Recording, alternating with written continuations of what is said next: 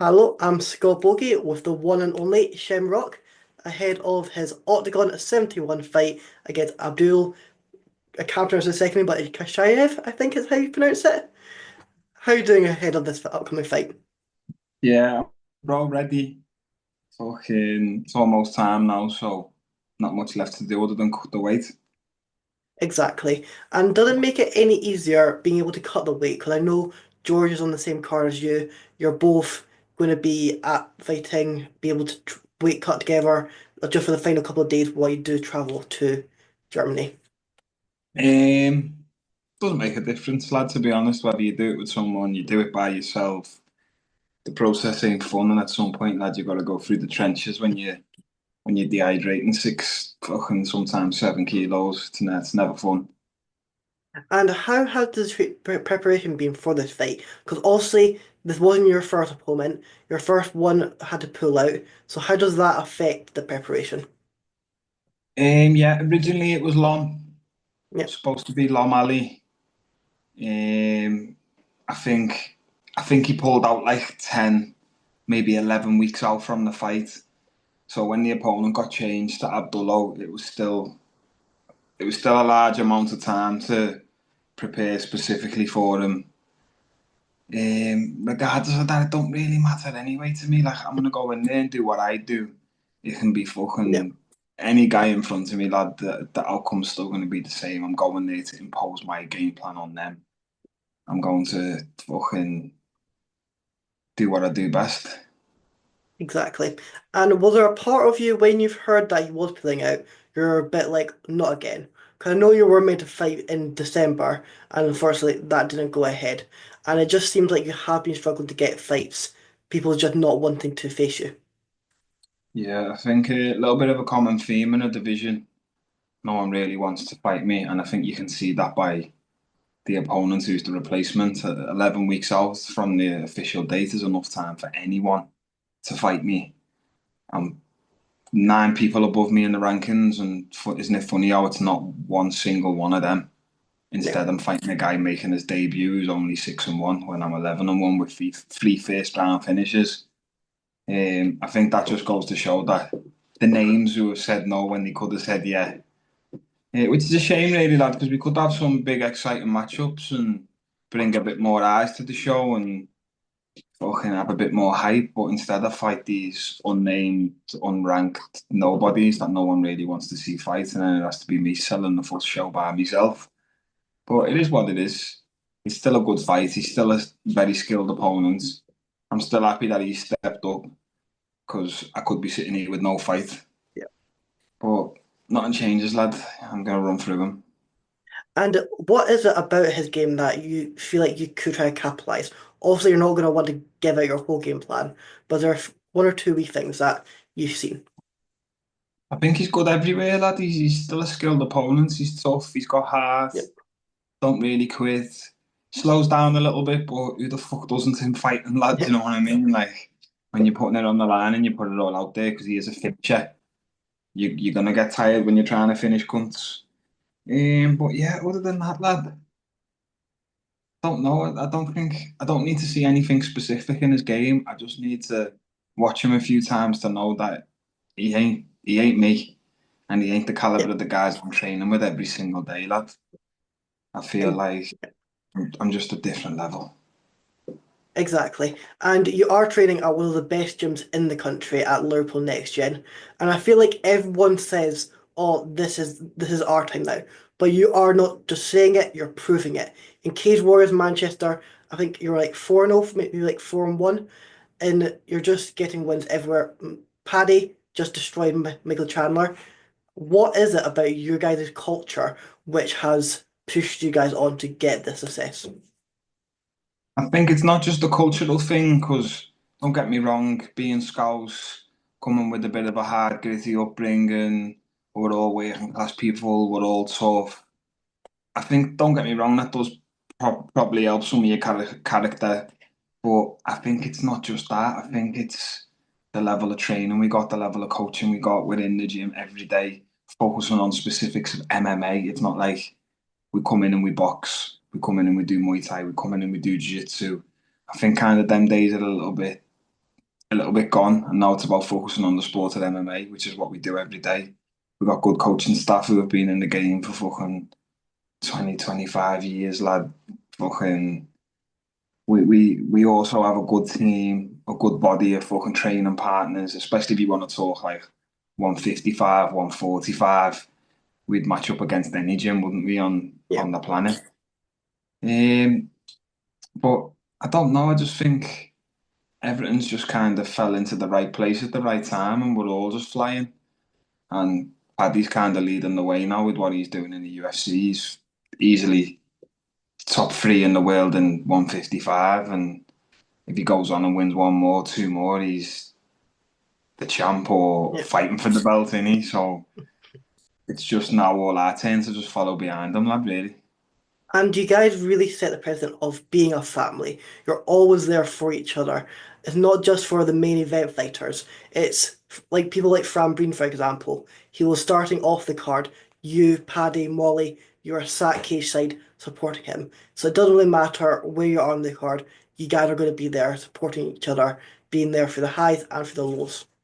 Yeah, I think it doesn't matter, lad. We're all the same value. Like, just because Fran's fighting on the prelims and Yeah, Riley's fighting on the main events doesn't mean like Riley holds more weight in the gym than yeah. Fran. Like we're all cogs of the same machine, lad. We're all as needed as each other.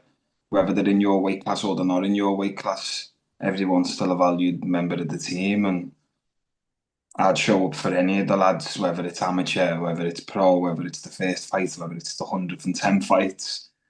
Like that's what teammates do, innit? Yeah, exactly. And in your last fight, you were able to get the rear naked choke in the first round. How did that fight go for you? Because obviously the first round finish, perfect. But was there anything that he kind of showed which you weren't really expecting and had to change up for? A little bit, yeah.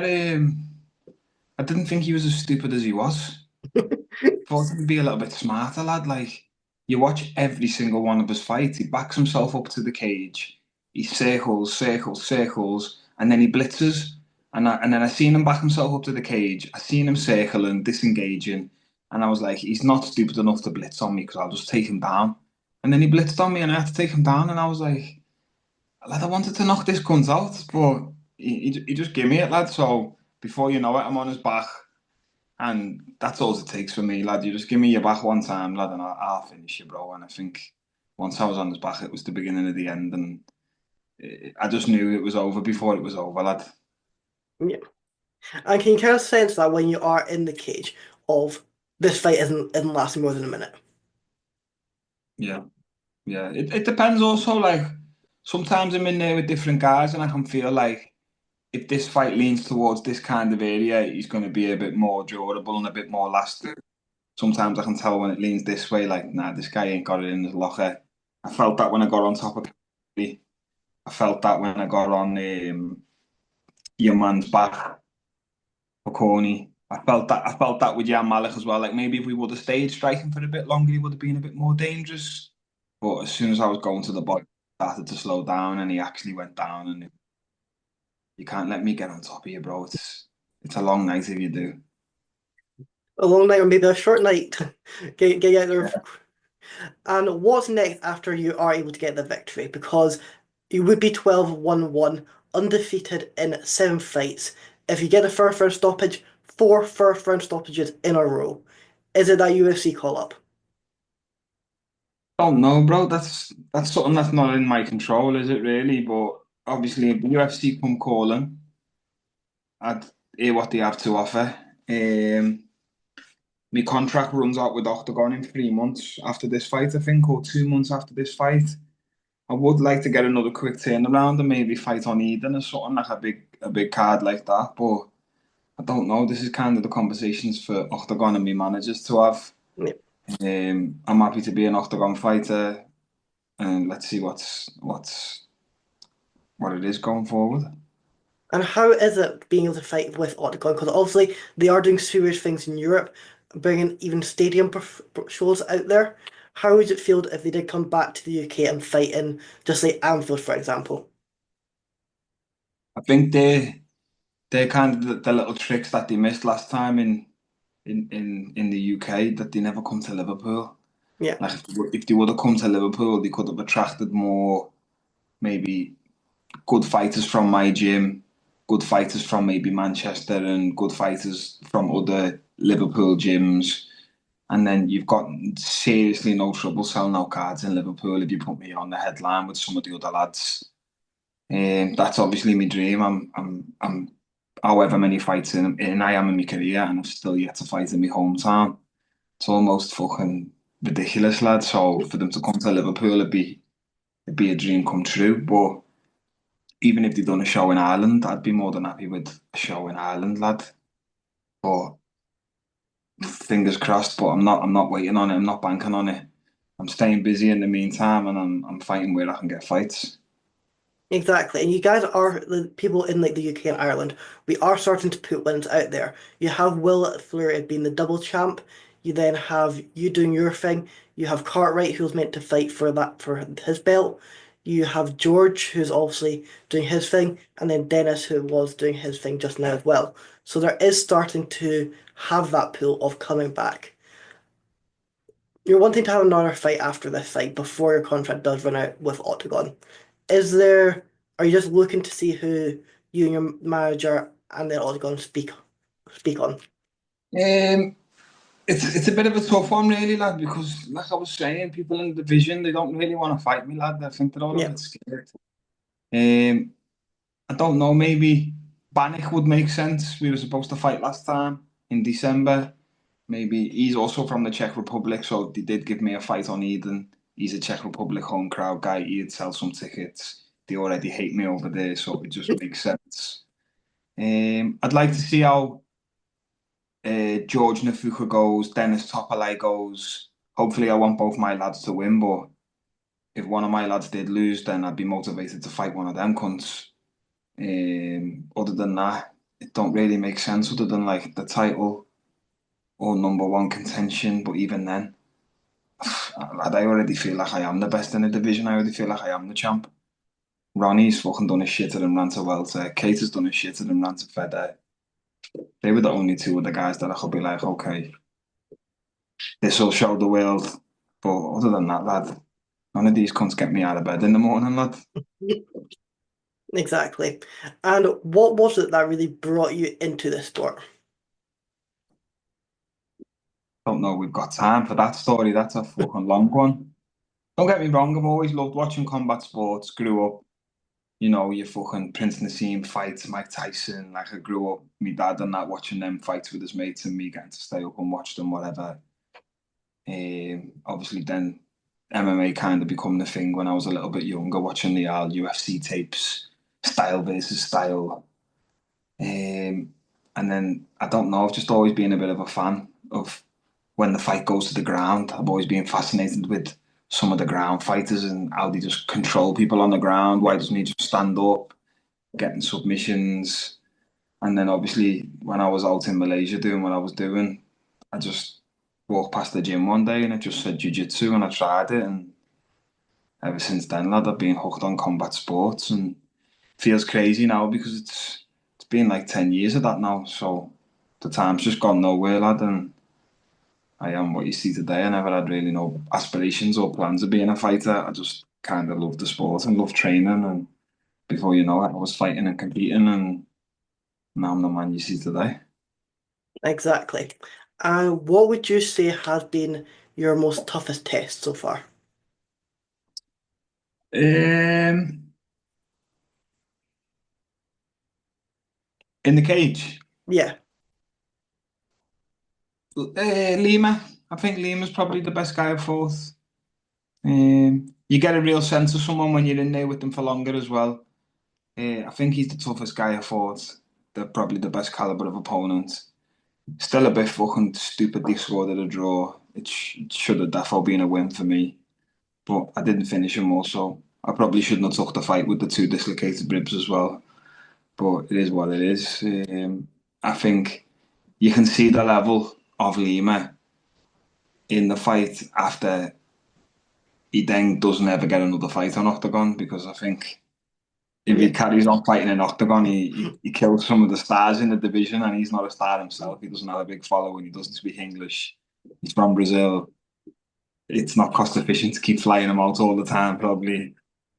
So yeah, I think I'd put him up there. I wouldn't even mind doing a little rematch with him again, but I guess Octagon don't want to see him in the cage again. And do you feel like that just shows like even Oktagon knew that result? It might just not have gone on the record, but they have processed that. They know that you technically won that fight. Nah, they were saying they think it was a fair result, but I think that's what they're supposed to say, aren't they, lad? But yeah, Exactly. I battered them for 2 rounds. I actually, if you watch the fight, at the end it says the stats of submission attempts, how many strikes he landed and how many strikes I landed.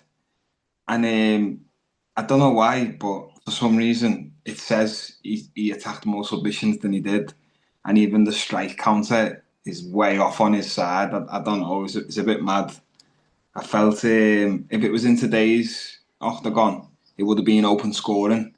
So I would have known going into the second round, it's a 10-8 round, and I would have probably went out there and probably got a finish and put it on him more in the third. Think a bit of my own fault playing it safe, winning the second round, going, well, if I win this round, I win the fight, and just controlling him on the ground and punching him a little bit. Probably fucking would have just struck with him in the third because he was absolutely gassed, wasn't he? But it is what it is, lad. That was 3 4 fights ago on me, and now, lad, I'm in a different space, innit? Exactly. And do you like the concept that Oktagon have that they have brought in that open score? I prefer the open scoring. Yeah, yeah, it's good. Lets the fighters know what's going on and in between the rounds, whether you need to pick it up a bit and you need to get a finish here or it's over. I'm always trying to finish regardless. I'm always trying to make sure it doesn't go to the judges, but you've got a bit more faith in the scoring system when you're in there and you can look up at the screen and be like, oh, I'm winning this. Okay. Yeah, exactly. And once you do get the win, is there anything that you like to do? Like anything you like to go out and have, like an Italian or a specific restaurant or that? No, I just go straight back to the gym. Um, if I fight on Saturday, I'm probably in the gym on Monday. And do you feel like that shows your determination that you're not just stopping, you're always there, you're always looking to improve? Yeah, I ain't got nothing else. I don't want nothing else. I'm in the gym every day I can be. I'm trying to improve. It's not only just my passion. It's a bit of an obsession. It's a lifestyle. I don't really care for nothing else. I don't. I couldn't think of nothing worse than going to a wedding or the cinema or sitting in and watching Netflix. Like I'm not really that arsed, bro. Like don't get me wrong. You take a bit of damage, then you have to sometimes take a step back. And that's when maybe I'd rather sit on the beach than sit in my house looking at the four walls. But I'd sooner be in the gym even then, lad. So if I can go back to the gym, I'll be back to the gym. Exactly. And make sure you tune in on May the 17th for the Shem Show. He is going to put on another fantastic performance, and it's a definite program that you do not want to miss. Is there Yes. anything you're wanting to add or anyone you're wanting to shout out? Shout out to all the fans. Keep supporting me. Nice one. Other than that, see you all in Munich. And we'll see you get another first round stoppage and hopefully see you back in the cage very shortly as well. Yes, lad.